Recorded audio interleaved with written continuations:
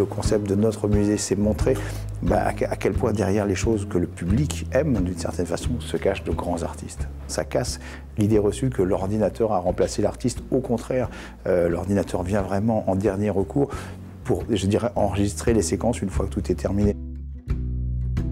Tout le travail et toute la magie des artistes de Pixar, c'est d'essayer de créer des choses improbables, des jouets qui sont vivants et avec un talent extraordinaire, de leur donner vie et de leur donner une crédibilité. Donc là, on voit les premiers dessins, c'est un peu mythique, parce que c'est vrai que Toy Story, c'est quand même quelque chose, film oscarisé, et on voit les premiers dessins de recherche du célèbre cow-boy, qui au début, visiblement, n'était pas si gentil que ça. On a des recherches de Buzz, voilà, là on voit qu'on arrive vers une évolution presque finale, mais là il est vraiment très très loin, il est un peu grassouillet, il est beaucoup plus jeune. Enfin, c'est normal que quand on cherche à imaginer un robot qui est vivant mais qui est un jouet, etc., pour lui donner une crédibilité, tout le challenge, c'est que dès les premières secondes, c'est soit crédible, qu'on passe le fait que ça n'existe pas et que par la maestria du dessin, on soit ébloui et qu'on soit attiré, séduit. Donc toute cette recherche, elle transparaît sur les murs. Quel curieux personnage, vraiment déprimant. Eux seuls connaissent la règle du jeu. Tu me cherches des crosses?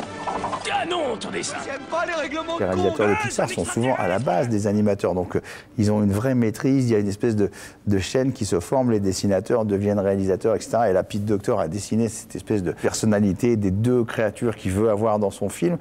Derrière va en découler des dizaines et des centaines, voire des milliers de dessins. Et puis finalement, vont arriver en phase finale des sculptures en volume qui vont venir permettre à la machine, en tout dernier ressort, de scanner ces personnages une fois qu'en effet, on aura donné le volume au tout premier crayonné sur feutre qu'on avait eu ici. Donc on peut imaginer le travail hallucinant qu'il a fallu et puis le nombre d'artistes qui se succèdent, qui échangent, qui dessinent ensemble pour arriver, d'après ce premier jet d'intention, à arriver à quelque chose qui va finir finalement par s'animer sur les écrans. Le plus dur pour un super-héros, c'est d'être super normal.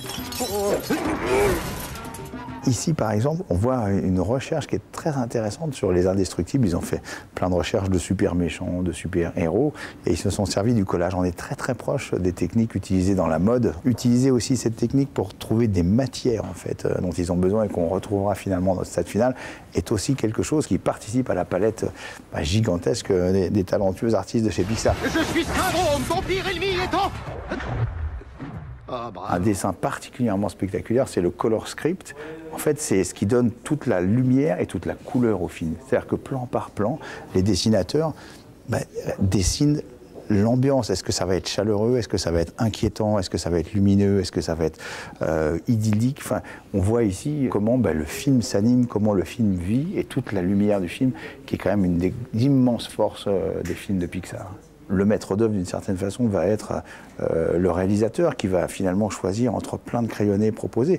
Mais c'est vraiment à la fois un dessin académique, caricatural, et effectivement une maestria dans le dessin pour arriver à déterminer le personnage qui va être le plus adapté à l'univers ou à la séquence qu'on a envie d'avoir.